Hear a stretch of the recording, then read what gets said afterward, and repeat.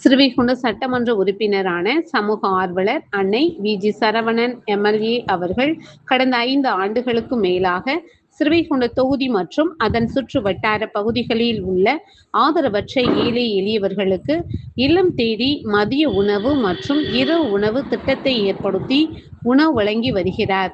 இந்நிலையில் தமிழக வெற்றிக் கழகத்தின் ஐம்பெரும் கொள்கை தலைவர்களுள் ஒருவரான சமூக ஆர்வலர் அஞ்சலை அம்மாளை கொள்கை தலைவராக அறிவித்ததன் ஏற்பால் தமிழக வெற்றிக் கழகத்துடன் இணைந்து தமிழகத்தின் நிரந்தர முதல்வர் திரு சி. ஜோசப் விஜய் அவர்களின் ஆசியுடன் கழக பொதுச் செயலாளர் அண்ணன் புசி என். ஆனந்த் அவர்களின் வழிகாட்டுதலின்படியும் 2/8/2026 அன்று 1480வது நாளாக ஏரல், உண்டியலூர், ஸ்ரீவைகுண்டம், கோட்டைக்காடு, சிறுதொண்டநல்லூர் மற்றும் கீழமங்கலக்குறிச்சி அதன் சுற்று வட்டார பகுதிகளில் உள்ள 167 ஆதரவற்ற ஏழை எளியவர்களுக்கு தமிழக வெற்றிக் கழகம் தூத்துக்குடி மேற்கு மாவட்டம் ஸ்ரீவைகுண்டம் சட்டமன்ற உறுப்பினரான சமூக ஆர்வலர் அன்னை வி.ஜி. சரவணன் எம்.எல்.ஏ.